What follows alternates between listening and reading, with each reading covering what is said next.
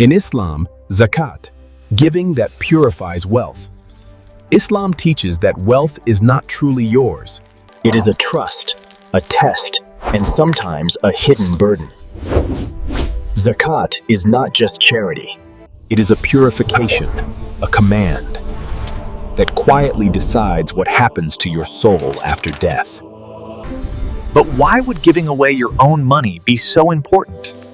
What truth lies behind this obligation? In Islam, refusing zakat is not just greed.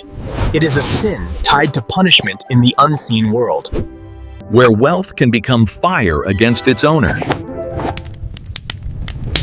This idea is not isolated. In Christianity, giving is linked to salvation and judgment.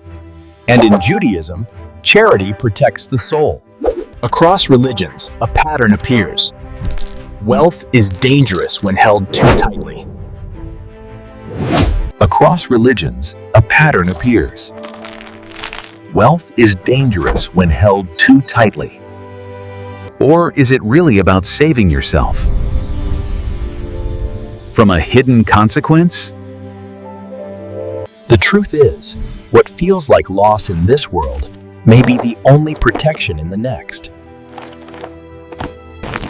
The mystery is unsettling. Is zakat only about helping others? In Christianity, charity is not just kindness come, it is love in action, a command that carries weight far beyond this world. But why is giving so deeply tied to salvation? What hidden truth lies behind acts of charity? The Bible suggests that what you give is seen, recorded, and remembered, not by people, but in the unseen world, where judgment awaits after death. Every action carries meaning. There is a mystery here.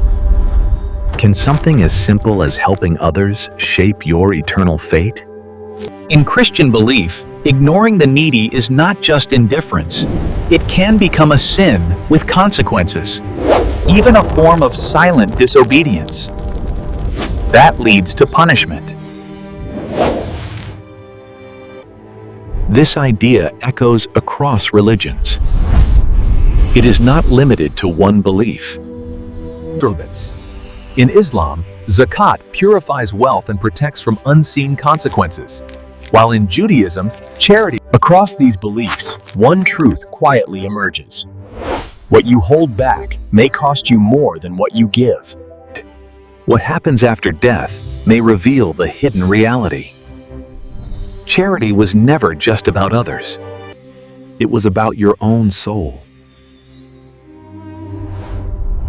The question remains: are your actions preparing you for what comes next, or leaving you exposed to what is unseen? In Judaism, tzedakah, kapfah, justice through giving. It is not simply charity. It is justice through giving. A duty that reflects a deeper truth about the soul. And it's standing beyond this world. But why is giving framed as justice, not kindness? What hidden reality makes withholding it feel almost forbidden?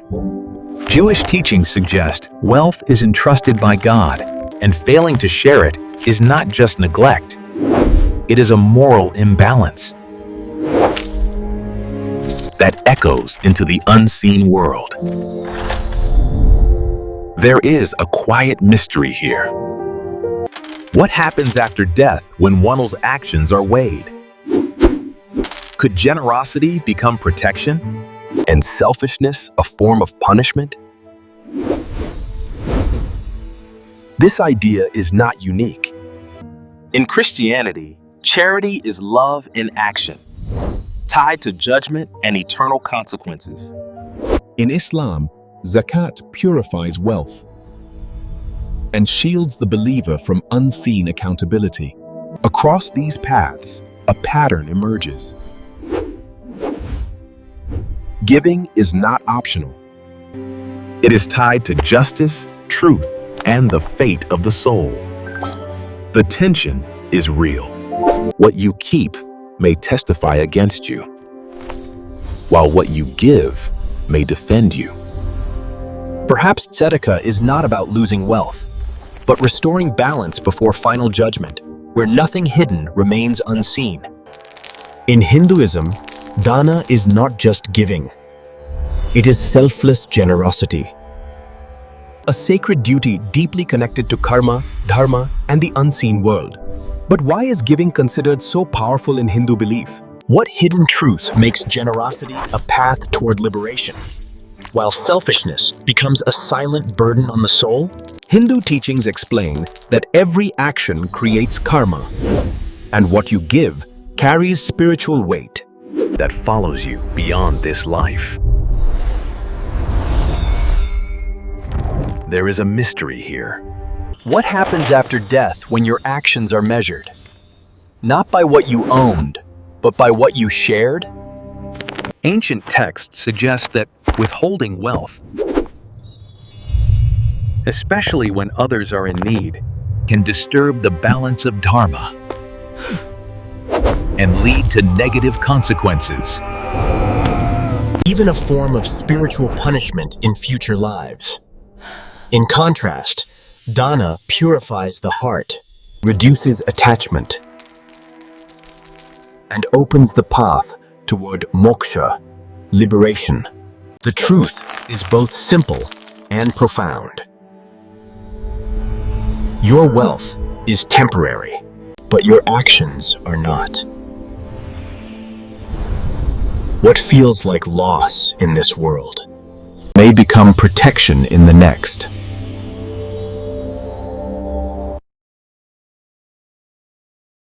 It is a spiritual investment, a way to free the soul from hidden attachments before the ultimate journey after death. In Buddhism, Dāna, lecture, the path of giving nichiras, is not just a simple act of charity, and a doorway into a deeper, hidden truth about existence. But why is giving placed at the beginning of the Buddhist path? What unseen reality makes generosity so powerful that it shapes what happens after death? Buddhist teachings explain that every action creates karma. Even the intention behind giving leaves an imprint on the mind. There is a quiet mystery here. Can holding on to wealth and desires become attachment? Almost forbidden for those seeking enlightenment, leading to suffering and spiritual punishment in future rebirths? The truth is both simple and profound.